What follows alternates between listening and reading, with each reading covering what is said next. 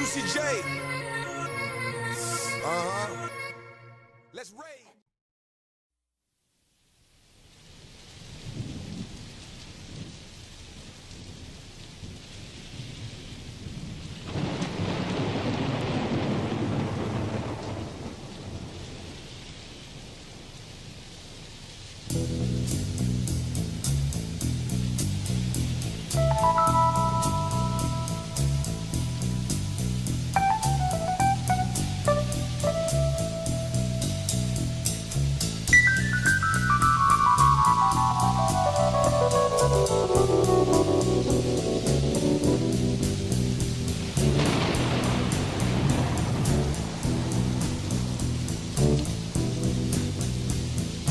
Riders on the storm, riders on the storm. Into this house we're born, into this world we're thrown. Like a dog without a bone, and actor out alone. Riders on the storm. There's a killer on the road. His brain is squirming like a toad. Take a long holiday. Let your children play. If you give this man a ride, sweet family will die. Killer on the road.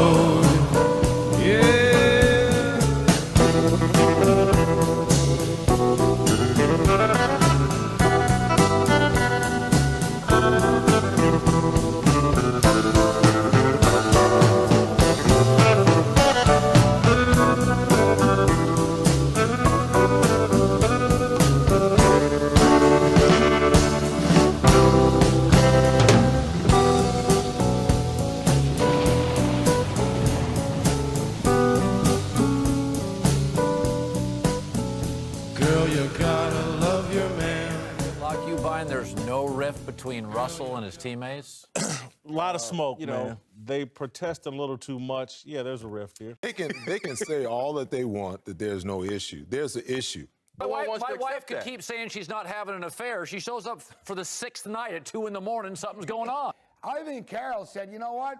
Half my team already hates Wilson.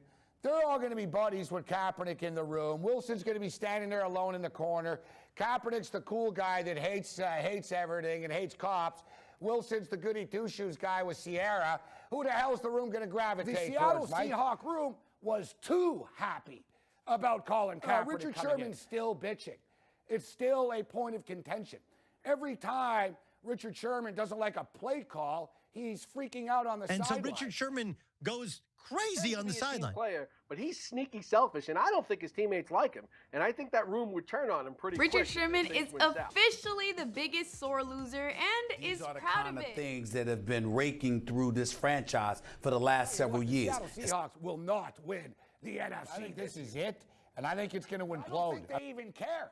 No. I think Richard Sherman, I think Carroll knows. Look, these guys are dysfunctional in Seattle. Stop. Everybody just stop and just listen. Let's raid. The win that you had in the Super Bowl stays with you how long? The loss in the Super Bowl stays with you how long? They all last as long as you want it to last. When we won the Super Bowl, I moved on right away. You know, unfortunately, when we lost the Super Bowl, moved on right away. You know, so it's been no different. How accurate was all this offseason talking with offense? As accurate or as inaccurate as you want to make it? I think the respect is a big thing, and it's a brotherhood. You know, we're brothers out there. It's like playing with your family. We're not doing it by ourselves. We got a good offense, good running back, good running game. You know, Russell's doing a heck of a job. What's your, to clear it up, what is your relationship with Russell? Oh, it's fantastic. It's fantastic. I mean, we're teammates. You know, it's like a family. It's like everybody else in the family. We fight for one another. Just like I'm fighting for the other 52 guys out there, I'm fighting for him, and he's fighting for us. And we have a great appreciation for how tough our quarterback is and what he's played through. Russell, Richard Sherman's been your teammate, obviously, since you got in the league. Just how would you describe your relationship with him right now? Well, I think Richard Sherman is one of the best teammates I could ever ask for. I think that in terms of his work ethic, in terms of the way he practices, I'm not sure, has he ever missed a practice? I don't know if he's ever missed a practice. Come true. He's not allowed to hit Russell. You can't even breathe on Russell Wilson in practice. No, one dude did it, and I had to go up. I was like, look. I said, look, my kids like private school. Look, if you hit Russell Wilson or get close to him, I'm gonna kick you in the nuts. That's just how it's gonna go. Yes. Between. No, I read Facebook because I love hitting Tom Brady, but I also like hitting Matt Ryan. But then I like hitting Drew Brees. But I kind of like hitting Aaron Rodgers, and then there's Cam Newton. And then sometimes I want to hit Russell Wilson, but I never really get a chance to. Every once in a while, I come by and be like, you. Angry, you know. I love the game of football. I've been playing really angry. You know, I'm very passionate about what I do. That's why we're passionate about what we do, and we love each other. It's just the family dynamic that we have in our locker room that truly is special. This is called unity. Now we're gonna push the needle.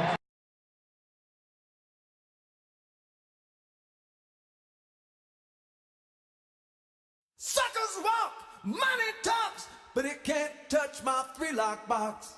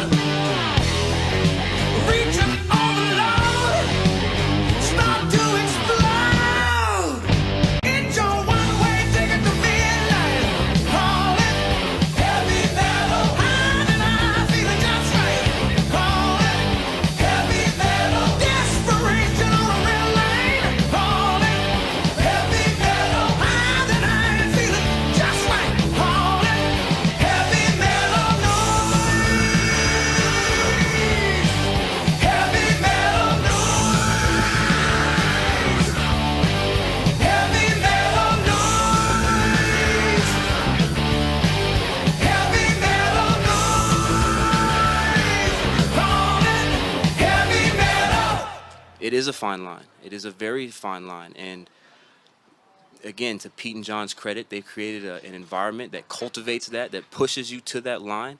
But once we touch it, we always come back. We always come back to center, and we always refocus. At the end of the day, we all know what we're fighting for, right? And we can always get back together and head in that direction. So, yes, it is a fine balance, but I think we've done a masterful job. Pete and John and the players in our locker room have done a masterful job of making sure that it doesn't go spill overboard. But they're all different. They're all unique, and they all, I think they all call for the. They deserve the individual attention that they get. Our first Super Bowl was a challenge to get back from. Our second Super Bowl was a challenge to get back from. That's just how it is. It's that impacting. Never going away from me. The first one's never going away from me. It's affected me for the rest of my life. And the next one affect me for the rest of my life. I'm okay with that. I just got to keep going. I got to manage my because you have to look forward to the next year. There's too many tough things to do to get to where you want to go. And if you're looking back in the rearview mirror, you'll never see ahead. So I think for us, we're looking straight ahead and looking the part that we look forward to. So I think that for our football team, we're focused on right now. We're focused on having the best OTAs possible and getting everybody ready. We got a lot of new young guys that are playing at a very, very high level, and the experienced guys, we want to keep rising to the occasion, and we look forward to that rising to the occasion.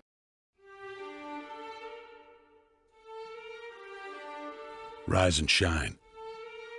6 a.m. and your hand can't make it to the alarm clock before the voices in your head start telling you that it's too early, too dark, and too cold to get out of bed. Aching muscles lie still in rebellion, pretending not to hear your brain commanding them to move. A legion of voices are shouting their unanimous permission for you to hit the snooze button and go back to dreamland. But you didn't ask their opinion. The voice you've chosen to listen to is one of defiance. A voice that says there was a reason you set that alarm in the first place. So sit up, put your feet on the floor, and don't look back, because we've got work to do. Welcome to the grind. For what is each day but a series of conflicts between the right way and the easy way? 10,000 streams fan out like a river delta before you, each one promising the path of least resistance. Thing is, you make that choice. When you decide to turn your back on what's comfortable and safe and what some would call common sense, well, that's day one. From there, it only gets tougher. So just make sure this is something you want, because the easy way out will always be there, ready to wash you away.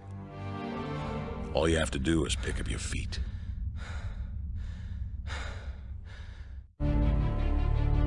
But you aren't going to, are you? With each step comes the decision to take another.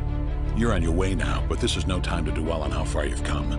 You're in a fight against an opponent you can't see, but oh, you can feel him on your heels, can't you? Feel him breathing down your neck. You know what that is? That's you.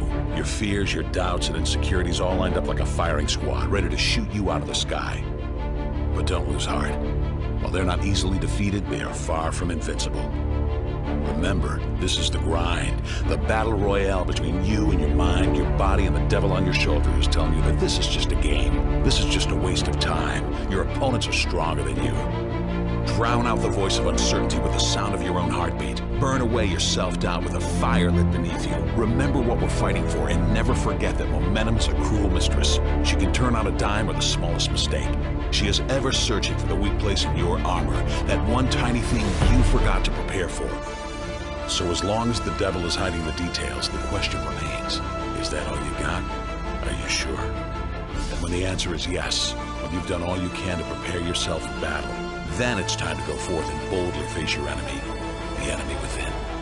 Only now you must take that fight into the open, into hostile territory. You're a lion in a field of lions, all hunting the same elusive prey with a desperate starvation that says victory is the only thing that can keep you alive. So believe that voice that says you can run a little faster, and you can throw a little harder, and that for you, the laws of physics are merely a suggestion. Luck is the last dying wish of those who want to believe that winning can happen by accident.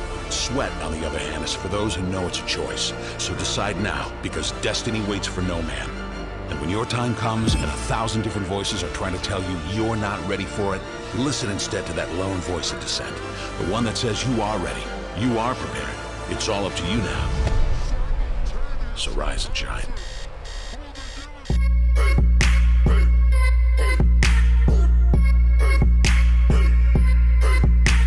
Mark my words, this love will make you levitate. Like a bird without a cage. Down to earth, if you choose to walk away, don't walk away. It's in the palm of your hand.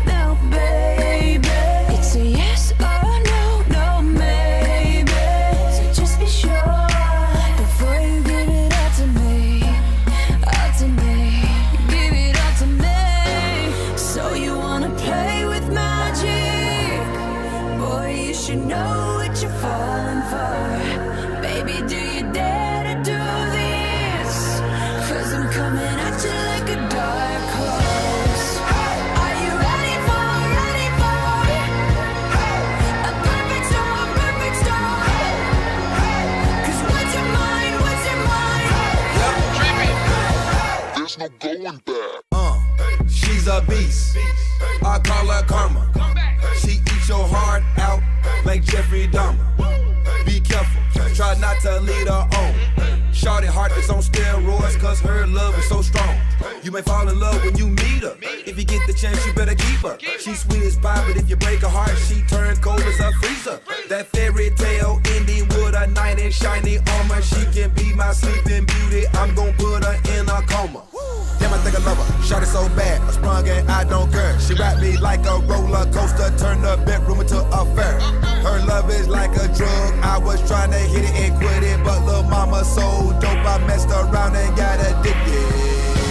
So you wanna play with magic? Boy, you should know what you're falling for. Baby, do you dare to do this? 'Cause I'm coming at you looking like a dark horse. Are you ready for a perfect storm? A perfect storm. 'Cause what's your mind? What's your mind? Are you ready for a perfect storm? A perfect storm. 'Cause what's your mind? What's your mind? There's no going back.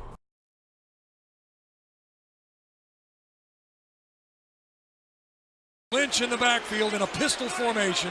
Wide receivers to either side. Russell takes the snap, drops back. He's going to throw down the middle. He's got a man. The ball is caught. Game over, baby. Touchdown. The game is over. The Seahawks are going back to the Super Bowl in Glendale. What a catch in the end zone. It is Curse. 35 yards. A long day for Jermaine. And he makes the game-winning reception in the end zone.